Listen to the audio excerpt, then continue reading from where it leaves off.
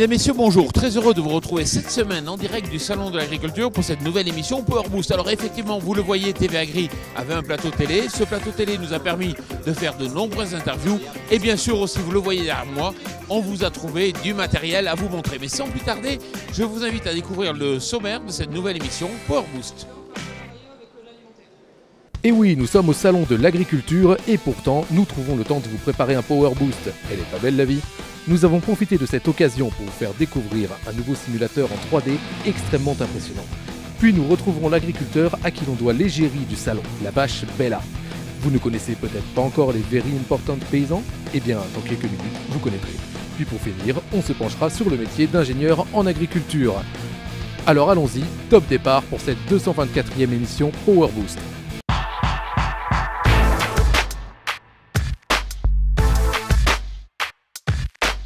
Voilà, je vous présente ma copine Miss Better. Bonjour, ça va bien? Ça va très bien. Bon, à présent, je vais vous montrer du machinisme en 3D. Suivez-moi. Nouria, est-ce qu'on peut aller voir ce spectacle en 3D? Avec plaisir, entrez. Je viens. Merci beaucoup.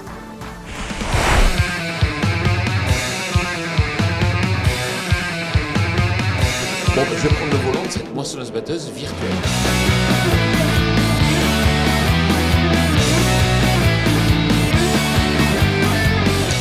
Florent Tourelle, bonjour. Bonjour.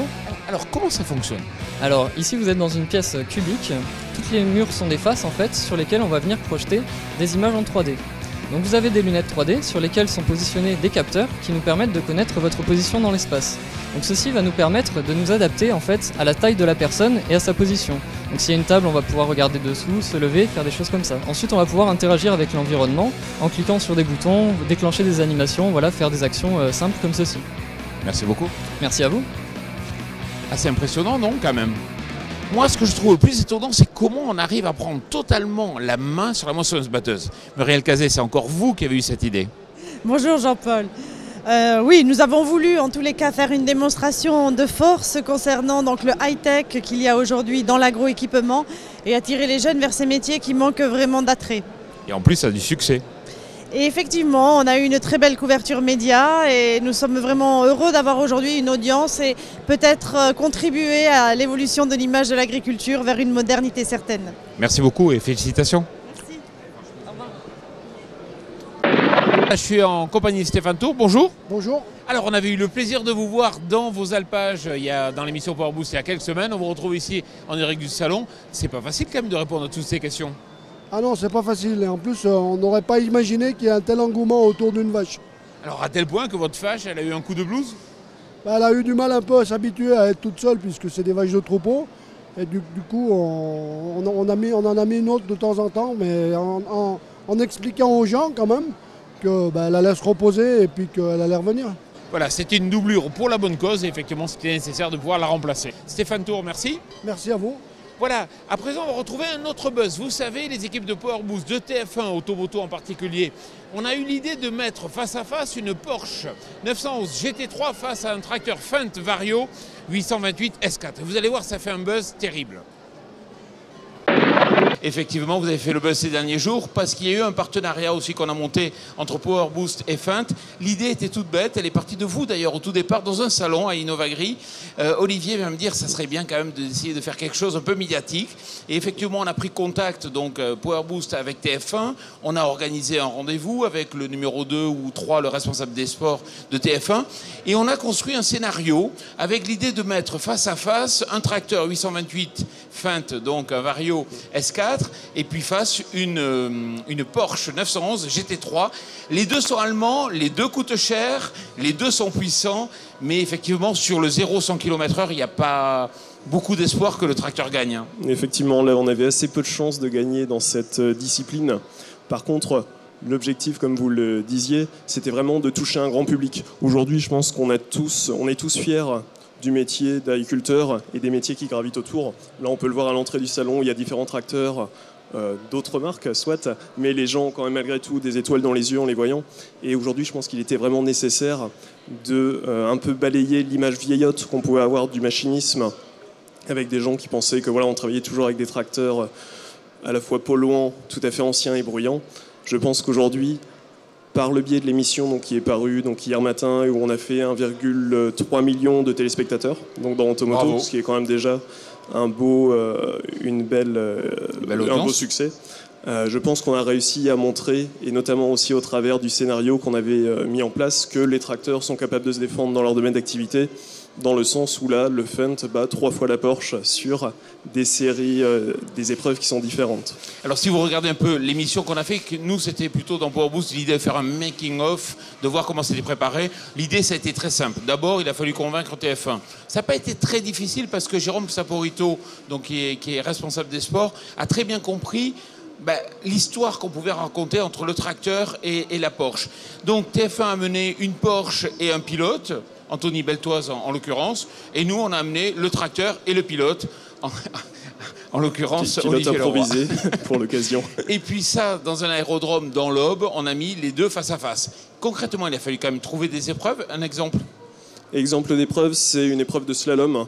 Épreuve de slalom où bien évidemment si la Porsche prenait le slalom en marche avant, on avait assez peu de chances de gagner. Par contre, vous mettez la Porsche en marche arrière et le tracteur en marche avant, là on a gagné. Après, bien évidemment, on a décidé d'un peu corser la chose en disant ok, personnellement je veux bien faire aussi le slalom en marche arrière avec le Fendt. Bon, là, chose que ne savait pas Anthony Beltoise, j'avais un poste de conduite inversée et j'ai aussi enclenché le système de guidage du tracteur. Ce qui fait que là, j'ai pu faire le slalom en marche arrière avec le poste de conduite inversé, les yeux bandés et sans les mains, puisque le tracteur se gérait de manière tout à fait autonome. Et ça, je pense que sur les réseaux sociaux, ça a aussi énormément fait réagir le public.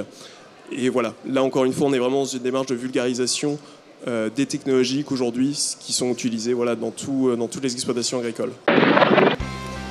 Connaissez-vous les VIP, les Very Importants Paysans? Mais justement, on a rencontré Flavien Roussel qui faisait un lip-dub dans le cadre du Salon de l'Agriculture.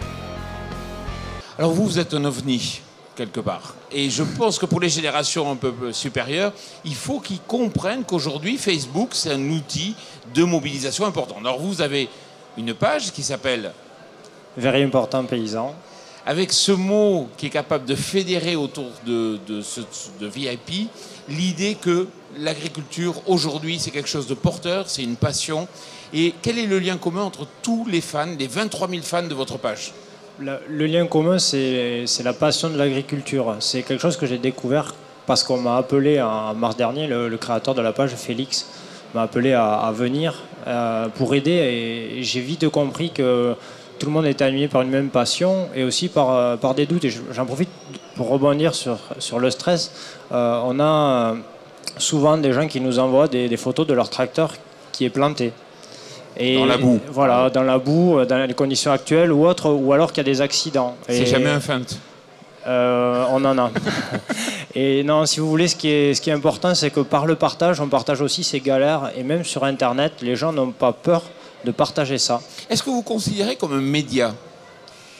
Est-ce qu'on est un média? C'est pas une question évidente. On utilise les médias. On a une ligne éditoriale. On s'interdit certaines choses qui, pour nous, ne valorisent pas l'agriculture. On ne les publie pas. Ça ne veut pas dire qu'on les nie. C'est juste qu'on veut mettre en avant tout ce qui est positif. Et quand il y a des choses qui ne vont pas bien, on utilise par exemple Power Boost ou d'autres pour relayer parce que c'est fait par des journalistes et parce qu'ils ont une capacité d'analyse qu'on n'a pas forcément. On peut être un média aussi parce qu'on pousse à la discussion. C'est-à-dire on peut avoir des gens qui vont échanger. Des fois, c'est un peu près des limites. On essaie de modérer tout ça. Mais on a quand même des fans qui sont très actifs. D'ailleurs, on peut les remercier. Ils savent rentrer à la discussion, modérer des nouveaux venus et leur expliquer qu'on est avant tout ici pour le partage. On n'a pas que des agriculteurs, on a aussi des agricultrices qui sont des bons moteurs pour notre page parce qu'elles ont dit nous aussi on travaille. Ça ne nous empêche pas d'avoir le maquillage dans le tracteur. On peut aussi être belle dans le tracteur. On peut avoir les ongles qui sont colorés aux couleurs du tracteur. C'est pas interdit. Alors ce qui est intéressant, c'est qu'ils font le lien entre le virtuel et le réel. Si vous êtes ici, c'est pourquoi? On est ici pour rencontrer toutes les personnes qui nous suivent sur Twitter, avec qui on a déjà interagi, et aussi les fans de la page. C'est-à-dire on en a déjà croisé une bonne demi-douzaine, avec qui on a passé du temps, avec qui on est allé sur les stands. On a également transmis des t-shirts à des personnes qui les avaient commandés. C'est agréable d'être reconnu et qu'on nous dise c'est bien, vous faites du bon boulot, et que les gens viennent à notre rencontre, c'est bien, et aller vers eux, c'est aussi bien. Le salon de l'agriculture a aussi permis de montrer aux jeunes citadins qu'aujourd'hui, travailler dans les agroéquipements, non seulement c'est un métier intéressant, mais en plus ça peut être bien payé. Interview. Mesdames, Messieurs, bonjour. Je vous propose une interview cash et juste en face de moi, Paul Serin-Moulin, bonjour. Bonjour. Quel est votre âge? 23 ans. Quelle est votre formation? Une formation d'ingénieur en agriculture à l'ESITPA de Rouen, avec une spécialité marketing et gestion des entreprises. Dans quel secteur vous travaillez aujourd'hui? Aujourd'hui, je travaille dans le secteur de la distribution de machines agricoles, exactement pour une holding de concessionnaires qui s'appelle Agriteam. C'est un concessionnaire qui se trouve où? Dans la région centre, la base et le siège social est situé à Pithiviers, dans le 45, et ça regroupe donc 4 concessions: Cornet, Centre Agri, Agri 86 et Agri Centre. Combien, ou est-ce que ça paye bien et combien vous gagnez? Oui, voilà, aujourd'hui, le secteur du machinisme agricole est bien payé par rapport aux autres secteurs. Aujourd'hui, si vous me demandez, moi, je gagne à l'année 32 000 € bruts. Est-ce que c'est un métier qui vous plaît et pourquoi?